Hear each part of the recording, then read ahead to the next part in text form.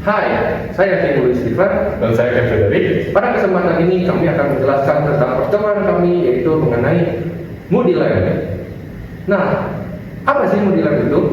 Jadi, Moody Lamp adalah lampu di mana pola nyalanya bergantung pada kondisi lingkungan sekitar. Bisa saja pada suhu, kelembapan, cahaya, maupun suara. Moody Lamp biasanya digunakan untuk keperluan hiburan. Akan tetapi, secara tidak langsung, Moody Lamp juga dapat mempengaruhi kondisi psikologis manusia. Tujuan dari pembuatan Moody Lamp kali ini adalah agar kita bisa memperkirakan kondisi cuaca, suhu, dan kelembapan lingkungan sekitar hanya dengan melihat pola nyala yang dihasilkan dari Moody Lamp tersebut. Jadi, alat dan bahan yang dibutuhkan untuk membuat Moody Lamp ini antara lain, yang pertama kita membutuhkan adaptor, kemudian kita membutuhkan kabel USB micro B, kemudian adaptor 5 volt, modul DHT22, papan PCB sebagai alas untuk komponen-komponen, Arduino Nano sebagai pemberi perintah kepada lampu-lampu, kemudian lampu berwarna merah, biru, dan hijau masing-masing 12 buah, resistor 120 ohm sebanyak 11 buah, transistor NPN 2N3904 sebanyak 3 buah, resistor 10.000 ohm sebanyak 3 buah, kabel untuk menghubungkan antar komponen dan rangkaian kepada tegangan, dan juga mulut penjepit buaya.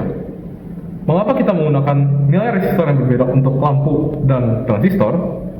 Karena untuk lampu, masing-masing lampu memiliki tegangan yang berbeda-beda. Dan untuk transistor, itu langsung dihubungkan kepada sumber tegangan 12 volt. Maka membutuhkan resistansi yang tinggi untuk mencegah arus pendek atau korsleting. Nah, langkah pertama yang kami lakukan adalah mengambil data pembacaan modul DHT22 untuk mengetahui jangkauan suhu dan kelembapan pada suatu lingkungan tertentu. Hal ini dilakukan dengan menghubungkan modul DHT22 dengan papan Arduino Nano yang telah diberi program tertentu. Kemudian, rangkaian alat tersebut akan ditinggalkan selama 24 jam penuh di lingkungan terbuka. Ini adalah hasil pengambilan data pertama. Dapat terlihat bahwa suhu pada saat itu berkisar antara 25,5 sampai 29,5 derajat Celcius. Dengan rata-rata suhu saat itu adalah 27,2 derajat Celcius. Sementara untuk kelembapan pada saat itu berkisar antara 50 sampai 75% dengan rata-rata yakni 62,8%. Berdasarkan pembacaan modul DHT22 tadi, kami memutuskan untuk membuat kuadran dengan titik tengah suhu 25 derajat Celcius dengan kelembapan 65%. Hal ini bertujuan agar lampu dapat digunakan secara universal, terutama dalam negara-negara dengan iklim tropis. Jadi, langkah berikutnya adalah membuat alat berdasarkan skema yang telah kami buat yang seperti ini, yang kemudian menjadi seperti ini.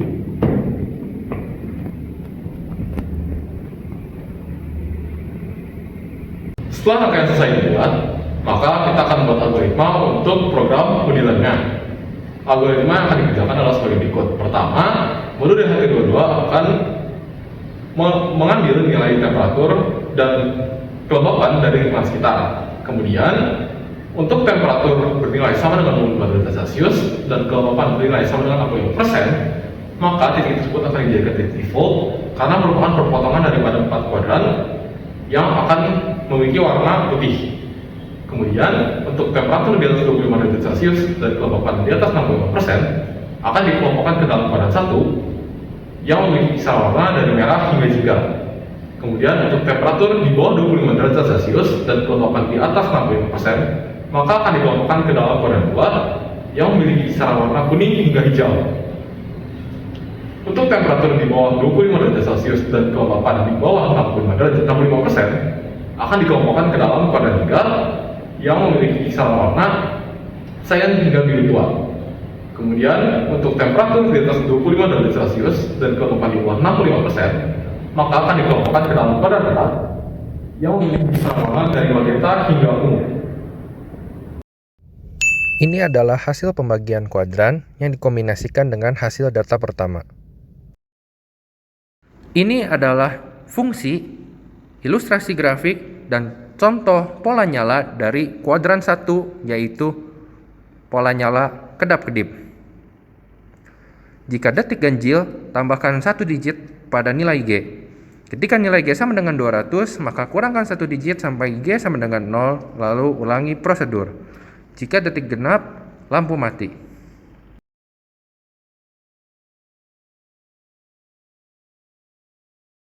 Ini adalah fungsi, ilustrasi grafik, dan contoh pola nyala dari kuadran kedua, yaitu fungsi mutlak.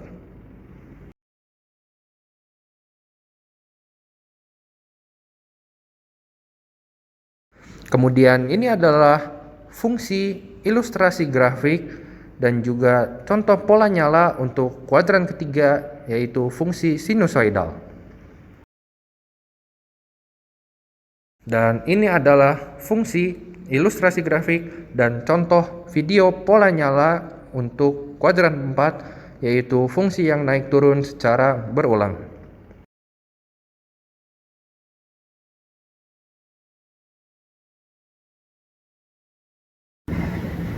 Setelah algoritma selesai dibuat dan diimplementasikan ke dalam bahasa pemrograman Arduino, program kemudian dimasukkan ke papan Arduino Nano.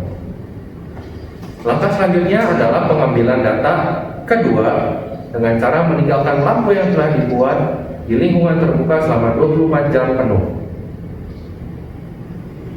Nah, dari hasil pengambilan data kedua dapat dilihat bahwa lampu mampu menyala dengan baik sesuai dengan algoritma yang telah dirancang. Contohnya, ketika suhu bernilai 26 derajat Celcius dengan kelembapan 83,9%, pola nyala yang ditunjukkan oleh lampu adalah pola nyala sesuai dengan kuadran pertama. Contoh lain adalah ketika suhu bernilai 22,6 derajat Celcius dengan kelembapan 95,5%, pola nyala yang ditunjukkan adalah pola nyala kuadran kedua. Dari hasil pengambilan data kedua, tidak terlihat adanya pola nyala yang sesuai dengan pola nyala kuadran ketiga. Hal ini terjadi karena memang dalam rentang waktu pengambilan data tersebut tidak terjadi kondisi suhu dan kelembapan yang memenuhi kondisi kuadran ketiga. Berikut adalah hasil pengambilan data kedua.